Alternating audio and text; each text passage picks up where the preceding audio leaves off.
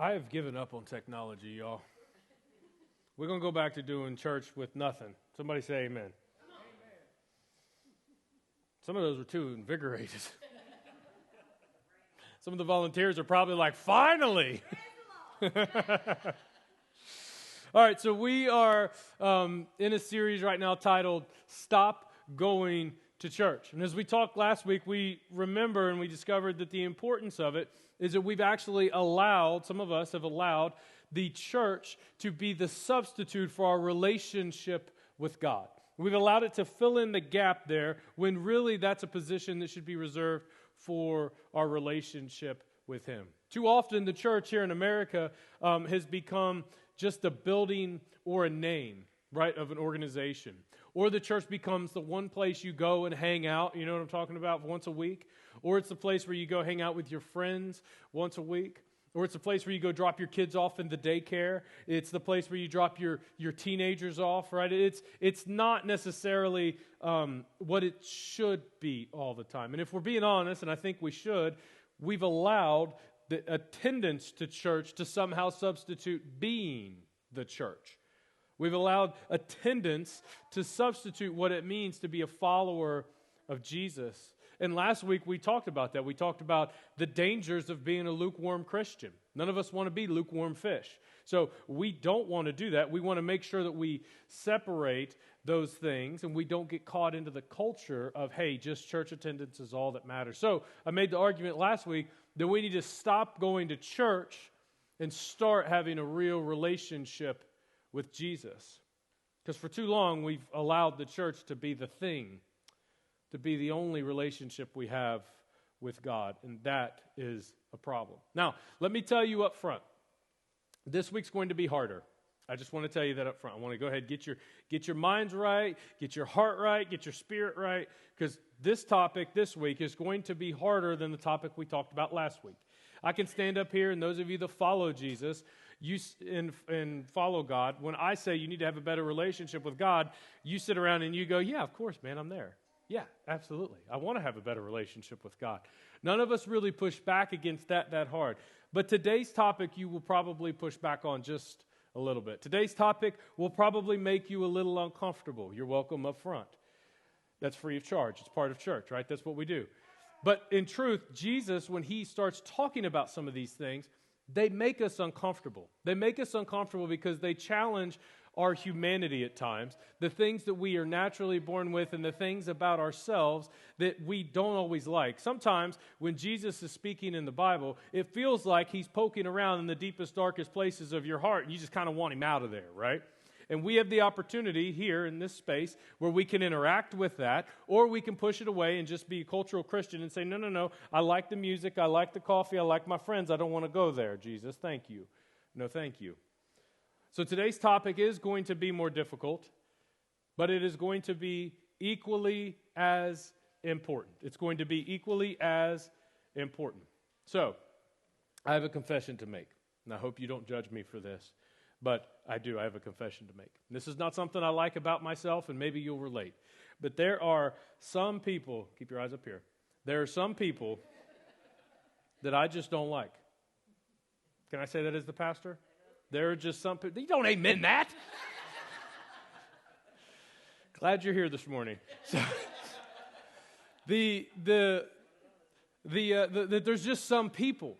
There's just some types of people, right? I mean, come on, if we're just being honest, there's some types of people you don't like to be around.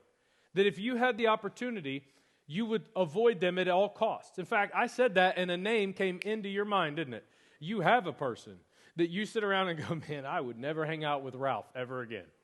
If I had a choice, I would never be around Ralph. Or Betty, I am not hanging out with Betty ever again because she's condescending, she's lazy, she's rude, right? And if I gave you the opportunity, you have a list of labels, right?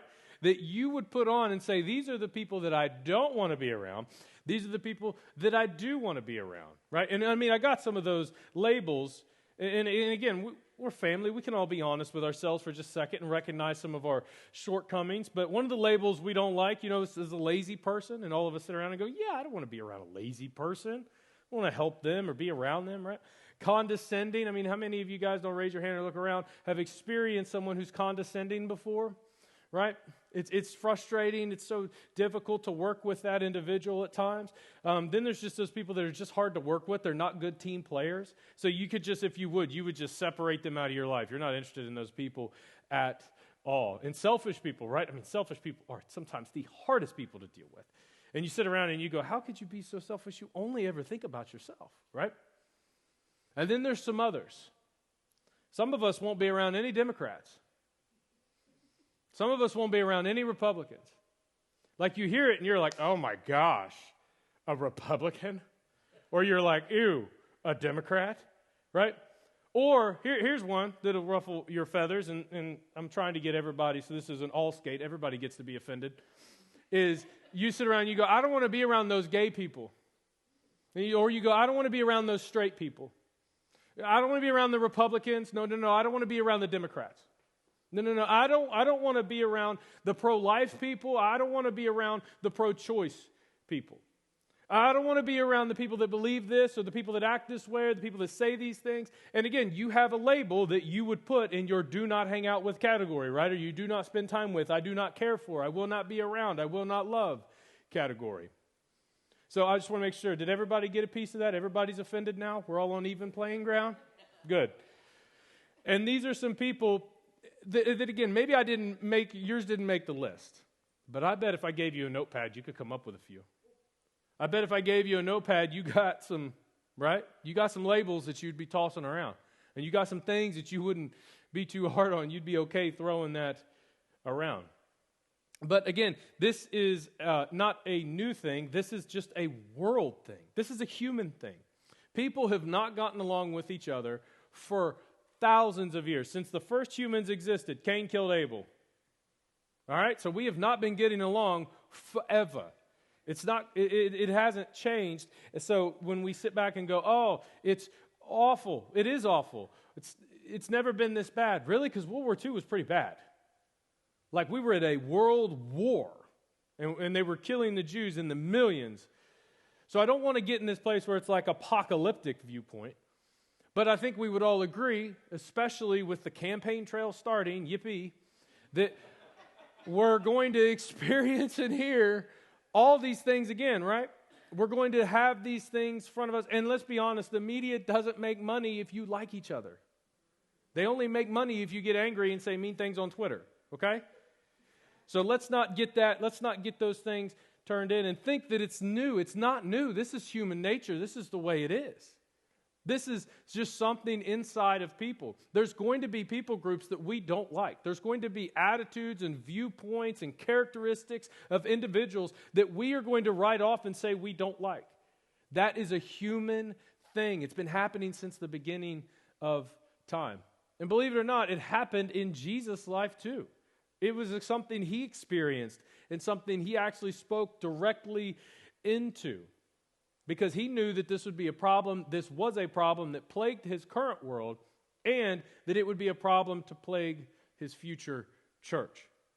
And this is why he says these things. So, the story we're going to look at today is a really significant one. And many of you, as soon as I start reading it, you're going to be like, I've heard that one before. In fact, we have a law and stuff named after it. But there was a time when some of the religious leaders tried to trick Jesus. They wanted to start some stuff with Jesus. So they figured out a way that they were going to do that. They said, well, we can trap him. We need to get him to say something against God, or we need to get him to say something against the law. We need to get him to say something that would just cause some problems or cause some issues. So on one occasion, an expert in the law stood up to test Jesus. Side note, if you're a Jesus follower, don't test Jesus. You will lose every time. You will fail the test. Okay, don't do that. Don't do that. But this guy wants to. He's not a Jesus follower. He's an expert in the law, a follower of God, but he's missing out. And he says, "Teacher, what must I do to inherit eternal life?" Now imagine that's the question a lot of us think. And not only that, Jesus has covered this before. He has talked about this a few times in his ministry to this point. So you can imagine how frustrated he must have been. Oh, come on, you're asking this again? Come on, you guys are trying to do this again? And he really knows what's going on because he knows they're trying to trick him. And he knows they're trying to catch him. And what's so interesting is the way he flips it back to them. He flips it back to them. He looks at the expert in the law and he says, well, what do you say is written in the law? How do you read it? I mean, you're an expert in the law, which means you obviously know what to do, right? So tell me what you think, expert in the law. And he answered, love the Lord your God with all your heart, with all your soul, with all your strength, and with all your mind. So every aspect of your being, love the Lord, and love your neighbor as yourself. These are the words coming out of the religious leader's mind, or out of the religious leader's mouth. And you guys have heard this before. It's the vision of our church. It's why we exist. We exist to help people love God, love people, and to make a difference in the community around us. That's exactly what this church is here. And every decision we make as a board and as team leaders, we press through that filter. Is this decision going to help people love God, get deeper relationship with Him? Is this decision going to help people love each other, build community around the place? And then is it going to make a difference in our city? Because me and Leo were talking this past week, and what we would love is if something happens to this church to where we don't exist anymore, I would love for the whole city to go, man, dude, if something happens to that church, they just love the way that I can't even explain. Even though I don't fully understand everything they do and believe everything they believe, dude, this would be a worse off place if it wasn't for that group of Jesus followers. So Jesus lets the religious leader answer. And he says the right thing, because Jesus turns around and he said, you have answered correctly. You have answered, you got it, man. And then he says, do this and you will live. And he means by having eternal life. But he wanted to justify himself, so he asked Jesus. His own pride and arrogance got in the way. So he asked Jesus, and who is my neighbor? Now pause. Isn't it true that we ask ourselves that question? I mean, isn't it true that we go, who is my neighbor? I mean, you hear me and I say, love God, love people, and you go, hold on, Brandon, all the people? Like everybody? Or can I not love the Democrats? Can I not love the Republicans? Can I not love this type of person? I mean, I've got a label, lazy people, right? Or maybe can I not love this individual? Can I not love this individual? You never say that. You never say it like that, but that happens in our heads sometimes if we're just honest with ourselves. And we ask the same question sometimes the religious leaders do. Hold on, you meant everybody but not those people, right? Everybody but not those. There's a section that we don't do that for. And just to go to the absolute degree to get everybody's attention, Jesus tells a story. So instead of just giving them the answer, he could have gave them the answer. He's like, who is your neighbor? And Jesus could have said, look around, everybody, good talk. But he didn't do that. Instead, he tells a story so that they would remember. And it's a story that you've heard many, many times. Then reply, Jesus said, a man was going down from Jerusalem to Jericho when he was attacked by robbers. And they stripped him of his clothes, beat him, and went away, leaving him half dead. Now, for us, that's not really much of a possibility, right? We're not driving to D.C. and worried about getting caught on 95, somebody pulling you out of your car, beating the tar out of you, taking all your money and clothes, and leaving you naked in the street. Most of us don't have that worry. If you do, move to a different neighborhood, okay? Don't do that. But most of us don't have that. We don't have that problem. But in this world, this was a very real possibility. Because what would happen is there were people that would sit on the side of the road and they would wait. They were highwaymen. They were robbers. They literally waited. That's why you would travel with your family members. Because if you traveled, the more people in your group, the less likely you were to be attacked. If you traveled alone, you were more likely to be attacked. And then what they would do is they would strip you of everything. It's not like hold you up in the alley, give me your wallet. It was like, no. I'm going to beat you half to death into submission, and then I'm going to take the clothes off your back and everything you own, because clothes were so valuable in those days. So they would take everything from them. That's the story that's how Jesus is starting the story. And many of the crowd, and we miss this, that start hit them in the chest because they had experienced the same thing. They had experienced that before. They've experienced it. They've lost family members to that. Or they had watched it happen in their neighborhood. That somebody had hurt them or hurt somebody else they cared about in that same way. So he gets their attention right out of the gate. And then he says, okay, a priest happened to be going down the same road. And when he saw the man, so the man's been beaten up, taken down, stripped naked, thrown on the ground, right? A priest walks by, going down the same road, and when he saw the man, he passed over to the other side. He went out of his way to avoid the person that needed help.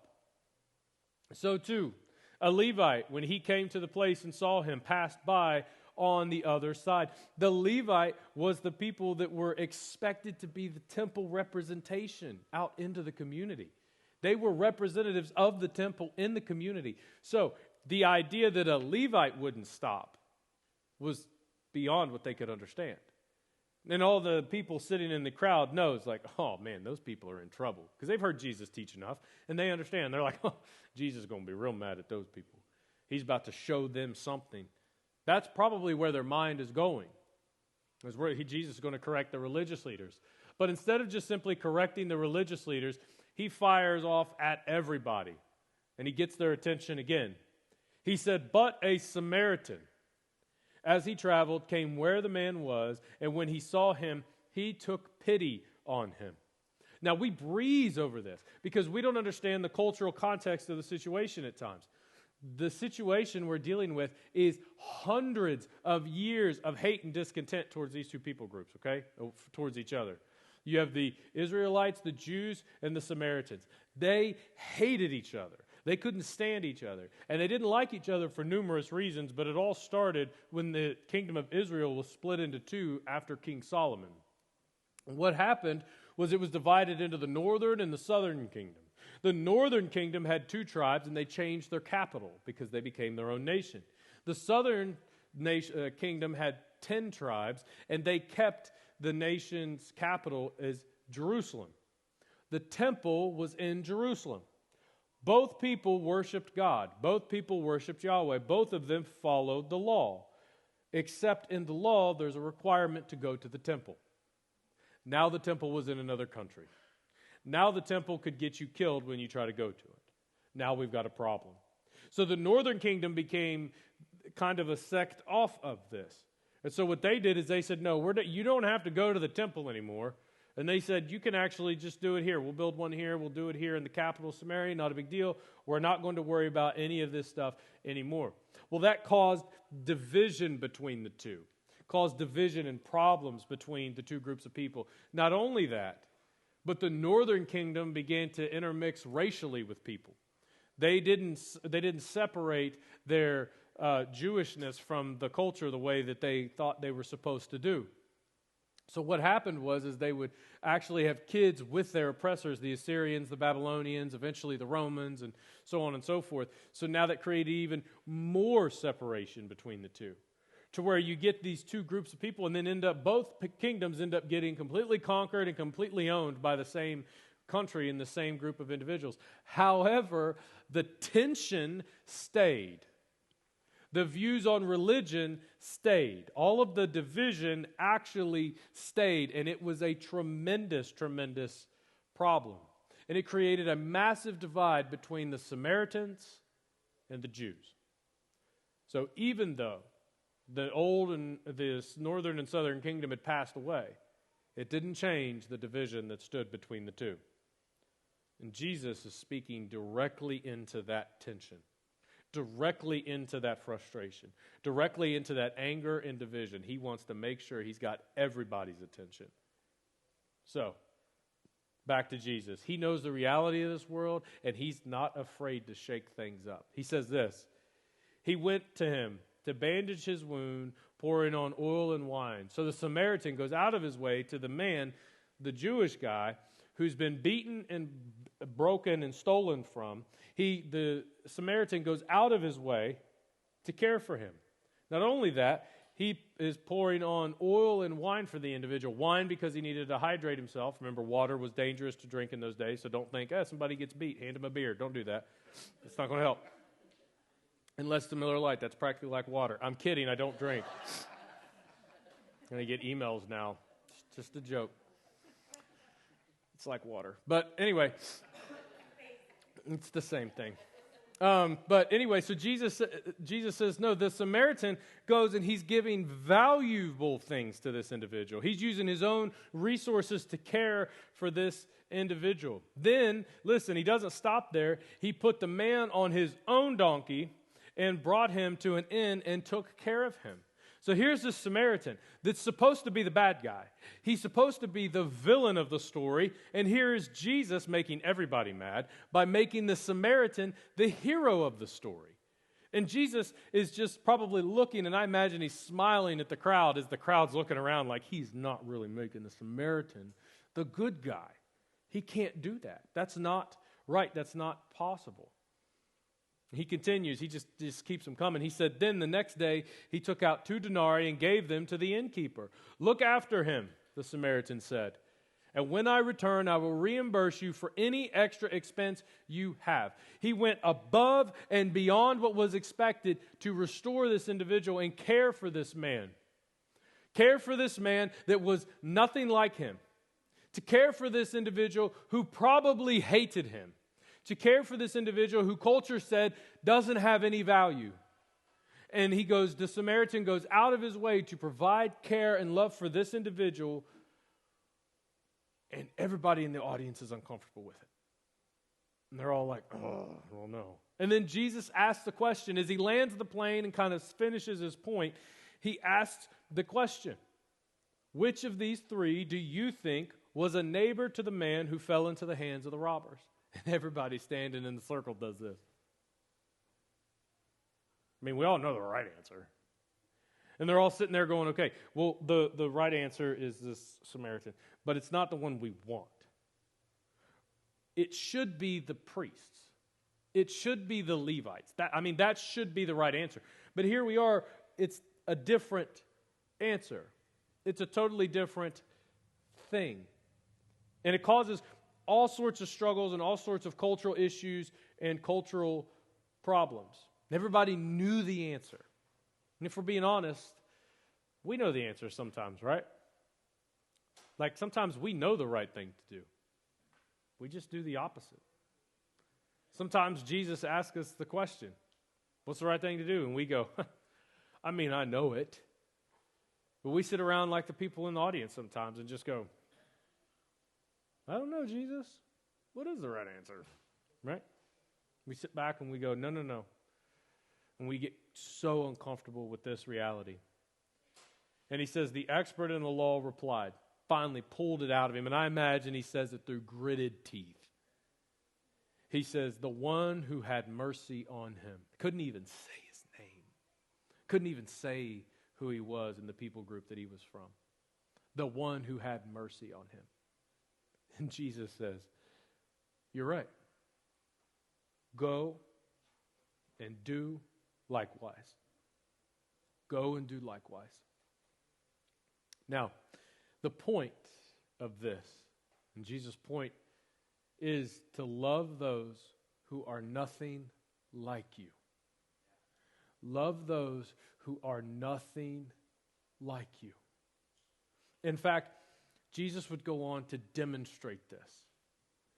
But notice I said, love those who are nothing like you. I did not say, excuse their sin. I didn't say that. If they're a Jesus follower and you have the relationship with them, you have the relationship with them. Let me say it again. You have the relationship with them. One more time for those of you in the back. You have the relationship with them. Then you address the sin. But if you don't, you're just going to cause conflict for no reason. But if they're not a Jesus follower, you can't confront the sin because they don't agree with you. You can't confront the sin. You can't. It's impossible because they don't think it's sin. So it doesn't work. So I'm not saying that you ignore sin. I'm not saying that. I'm not saying that you pretend it didn't happen. I'm not saying you affirm it. I'm not saying that you pretend it doesn't exist. I'm not saying any of those things. So don't hear this and go, oh, pastor just wants us to love everybody. Yes, because Jesus told us to. But I'm not saying it make excuses for individuals. Not saying that at all. What I'm saying is his point in this parable was to love people who don't look like you, who don't vote like you, who don't think like you, who don't act like you. Love people regardless of your labels that you have put on them. Not make excuses for them, not excuse the sin, not pretend it's not there. That's not what I'm saying. And that's not what Jesus' point was either. And he goes on and he demonstrates it. He would go on and demonstrate it. The night before he was crucified, he sat at the dinner table with his followers, and he said, you will do this thing. When you do this, when you love people the way that I've loved you, when you manage to get that right, the world will know that you are a follower of Christ, not your political affiliation. Not your political affiliation. Not your sexual orientation. Not your financial standing. Not the church you attend. Not how many days you made it to church. That's not how people will know that you're a Christ follower. People will know you're a Christ follower, and these are the words of Jesus. They're in John. Look them up. The words of Jesus are that people will know you're a Jesus follower when you love the way that I loved. The inverse is not that you just pretend there's not sin in the world. You pretend they don't sin. You pretend that it's not real. That's not what he's saying. He says people outside will know that you are a follower of Christ because you love the people around you. Because you care for those around you. Said another way is that we are to love one another the way Christ has loved us. No caveats, nothing special, no extras. And there's a lot of questions. I'm sure people are like, well, Brandon, what about this? I'd love to have those conversations with you offline, but what we know is this was the command. That's what we know, and this was the story. And Jesus finishes it with the guy who should have been the villain being the hero. And right then, he breaks down all cultural barriers. He breaks down all of the societal barriers. He breaks it all down. And he says, that's not how this works. The kingdom will be known and will be furthered when people act like the Samaritan. Now, the question we all have is, how do we become the Samaritan in the story, right? How do I become the Samaritan? Because, I want to be the Samaritan, right? You want to be the Samaritan. We all want to be that person. It's such a renowned story. We even have good Samaritan laws. It's just part of culture now. We want to be that way. But the question is, how do we become those people that go and do likewise? Because if we're just honest, isn't it hard to do it for people who are nothing like us? It's tough. And it's even more tough when they don't believe like us, right? It's so hard when they don't believe what we believe. It's so hard when they don't act the way we think they should act. We sit back sometimes and we go, I would never do that. I can't believe she did that. I can't believe he did that. And again, we place the labels. But I think it starts in here. And I could give you a multi-step process and put it all out, but that's probably not going to be as helpful. Because it starts to happen, and this was the point of Jesus' story. It's why he didn't just give them the command and walk away. He gave them the story to remember. And in that story, he said that they were supposed to care for those. And it was a heart change. It was a heart change. So before we get there, I want to start with a prayer. I want to change and shift the views to a prayer. Not a multi-step process, all that stuff happens, but it's not really going to change unless it changes in here. And again, we have labels. You've got a list. And if you had the opportunity, you could write it down and you would skip out on those people. And given the opportunity, you wouldn't say it like this. You could be the priest or you could be the Levite and walk away from an individual who needed your care, who needed your love. Now, sometimes love is telling somebody they're wrong. That's not easy. It's not easy at all. But we will avoid it because it makes us uncomfortable. Jesus makes it clear. So, I want to start with a prayer. We've prayed this before in this church, but I think it is timely for what this is talking about. The prayer is this: Lord, help me see people the way you see them. Help me see them the way you see them.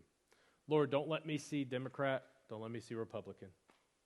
Don't let me see political views. Don't let me see societal standings. Don't let me see cultural differences. Lord, don't let me see a lazy person. Don't let me see an angry person. Lord, don't let me see those things. Help me see people the way you see people. Help me see things the way you see them. Because this is the truth. When you begin to see people the way God sees people, you are more likely to do what God says. When you begin to see people the way God sees people, you are more likely to do what God says, because that's the Christian experience. If you're a Jesus follower, the goal is to be closer and more like God every single day. This is a journey, not a status. You don't change your Facebook status to Christian and then everybody like, we're done. Okay? It's not that easy. It's not that easy at all. That it's a process. So it's hard. And it starts in our heart. So, Lord, help me see people the way you see people. Because when we begin to see as God sees, we'll do as God says. But it starts in here. And that's what matters, is we got to take it from in this room. Because really, come on, we're all sitting here, we're all rah, rah, rah. We're all like, yeah, I'm there, yeah. Love everybody, we're there, I'm there. But then we get out there and somebody says something smart, wah, wah, and you're like, homie, I just got out of church. Not now, dude, right? Like if you get into work tomorrow and that coworker's been slow on the project, done ticked you off, and they come in late again, and you're just like, boy, I'm about to smack that dude. Right? Slow down. I want to slow down. I want us to think and remember this. Lord, help me see them the way you see them. Lord, help me see them the way you see them. I want to see the things that I don't know, and I want to see the ways about them that I can't understand. And I apply this almost every area of my life, but for this, I want us to just focus on the relationship aspect of it. So this week, the next time somebody kind of gets under your skin, or maybe they're that person, that type of person that you try to avoid, that you don't want to be around, right? They make your list, your do not hang out with list, do not spend time with list, do not like list, right? The next time you run into one of those people, instead of immediately categorizing them, slapping the label on and moving on, I want you, and this is a challenge because it's going to be challenging, to sit and stop for just a second and say, Lord, help me see them the way you see them. Lord, help me see them the way you see them. Because he knows the whole story. You know about that much of it. So, Lord, help me see them the way you see them. So the next time you're about to tear your husband's head off because he did something wrong, Lord, help me see him the way you do. Next time you're about to have that conversation with your wife that's really uncomfortable, before you come in blazing hot, just, Lord, help me see her the way you see her. Lord, before you handle your kids, Lord, please help me see them the way you see them. You know that member of the HOA that you've been waiting, that you just hate going to that meeting because of them? Lord, help me see her the way you see her. Help me see them the way you see them. The boss, the coworker, the individual that just grinds your gears and gets under your skin, the people you would separate yourself from. Instead of putting a label on them, I want you to put this prayer on them. Help me see them, God, the way you would see them. So let's pause for just a second and let's dream. And let's ask a couple questions. Do you think that the world would be a better place if Christians, just people like us, just Jesus followers, did this? Do you think it would be better? Do you think, let me ask you this, do you think your marriage would be better if you looked at your spouse and thought these things? Do you think your friendships would be better if you looked at your friends and you did this and you thought this way? And when you were really mad and you were really frustrated, instead of flying off the handle and putting a label on it, or maybe those individuals that you just try to avoid altogether, do you think life would be better, or things would be better for you and easier for you if you stopped and you said, Lord, help me see them the way you see them? What about our country? Do you think our country would be a better place to live if we did this? If we said, Lord, help me see them the way you do? Instead of seeing red or blue or black or white or anything else, all of our dividers that we have, that we simply just go, Lord, help me see them the way you would see them. This attitude changed the world at one time. And it can do it again. It can do it again. But it starts in here. It starts with us being honest with ourselves, and it starts with us asking that question all the time, daily. It's not a one and done. It happens all the time. It's got to be part of your spiritual disciplines. Lord, help me see them the way you see them, because I want to see things the way you see things, so I can do what you say. So, let's pray. Father, this is difficult. This is tough. This is one of those challenges that we have when it comes to being a follower of you.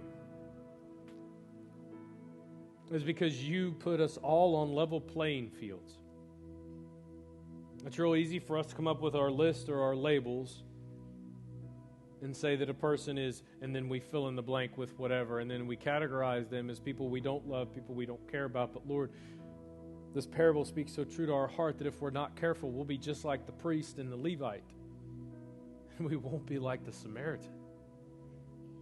So, Lord, I pray that you would move in our hearts this morning, that you would give us a renewed breath to say that prayer throughout this week, that step by step we would move closer to you, to seeing things the way that you see things, that we would move closer to seeing people the way you see people, because you see the whole story and you died for them, so you saw the good. So Heavenly Father, help us see as you see, so that we can do as you command. Empower us as we run into those difficult moments, not just this week, but Lord, in the entire future, that we would not run away from these moments, but engage with them and allow your Spirit to move in our hearts and begin to shift and change the inner workings of our spirit to reflect yours. Lord, we love you and we praise you this morning. And it's in your holy name that we pray. And the church said, amen. Would you guys please stand and sing with us?